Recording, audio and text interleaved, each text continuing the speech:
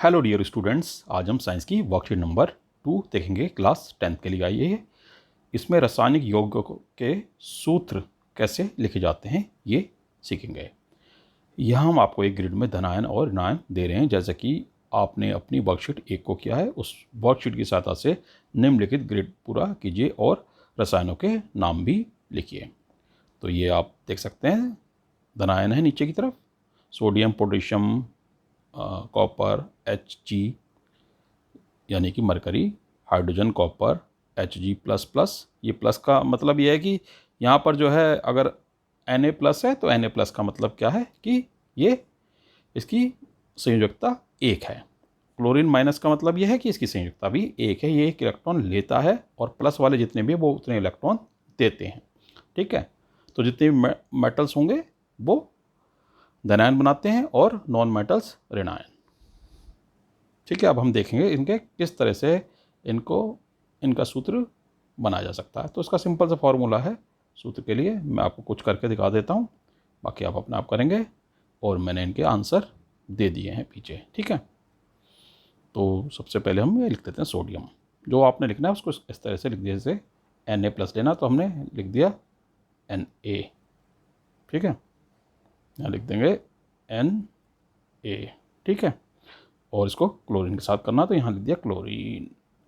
अब देख लीजिए कि दोनों की संयोजकता क्या है। इसकी भी 1 है, इसकी भी 1 है, तो दोनों की 1 है तो सिंपल इनको हम NaCl यहाँ लिख देंगे, क्योंकि जब दोनों की सेम है तो कोई दिक्कत ही नहीं है। ठीक है, अब कोई दूसरा एग्जांपल लेते हैं।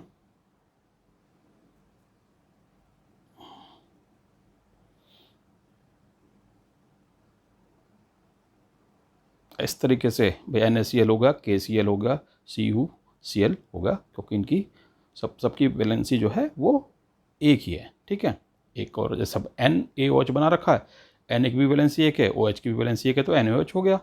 ठीक है, तो इस तरह से हम करते हैं। अब हम ये वाला इस तरह से Na2SO4 का रखा है, इस तरह से CO3 वाला करते हैं ये।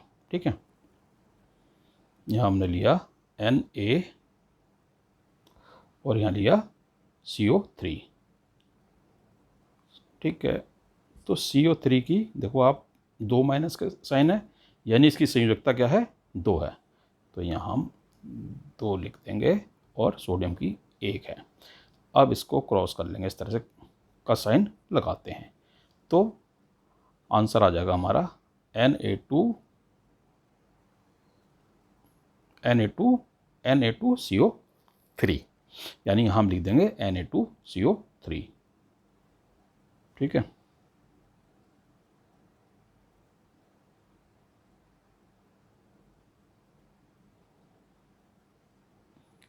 तो यहाँ सर मैं लिख देता हूँ Na2CO3। ठीक है, तो इस तरीके से हम कर सकते हैं कोई सा भी। और देखते हैं कोई मुश्किल सा देखते हैं। ठीक है, ड्राइंग हटा देते पहले यहाँ से। अब हम जैसे ये ले लेते हैं एल्युमिनियम ले लेते हैं, और उधर ले लेते हैं हम कुछ भी ले लो, एल्युमिनियम के साथ क्लोरीन ही ले लेते हैं। ठीक है, तो ये हमने यहाँ एल्युमिनियम ले लिया और क्लोरीन ले लिया, तो एल्युमिनियम लिख लेते हैं ऐसे, और यहाँ लिख देते हैं क्लोरीन। अब नीचे इनकी वैलेंसी, एल्युमिनियम की 3 हो गई, क्लोरीन की 1 हो गई, क्रॉस का साइन लगाते हैं, यानी एल्युमिनियम के आगे 1 लिखेंगे, क्लोरीन के आगे 3 लिखेंगे, तो आ जाएगा हमारा आंसर AlCl3। ठीक, इस तरह कोई सा भी आप उठा के खुद ही कर सकते हैं, बड़े ही आसानी से आप इसको कर सकते हैं।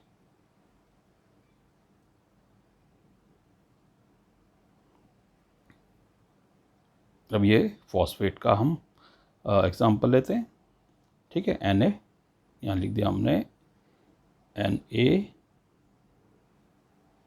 और यहाँ लिख दिया हमने फॉस्फेट PO4। अब इसकी फॉस्फेट की वैलेंसी है 3 और Na की है 1, तो Na 3 हो जाएगा, फॉस्फेट 1 हो जाएगा, तो इसका आंसर आ जाएगा Na3PO4।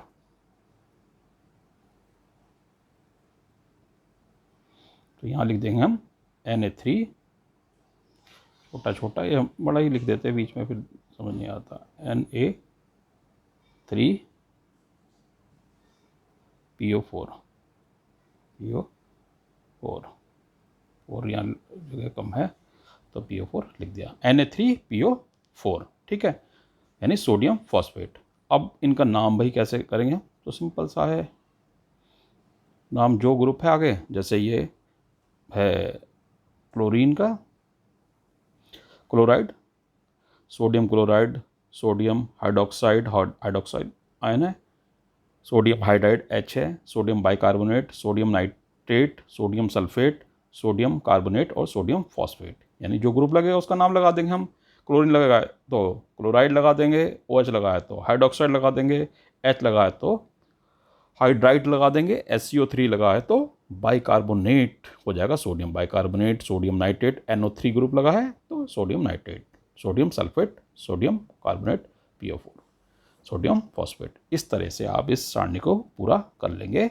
और अगर कोई कन्फ्यूज़न है आपको तो ये मैंने इनके आंसर यहाँ दे रखे हैं, ठीक है, आप इनको देख लीजिए।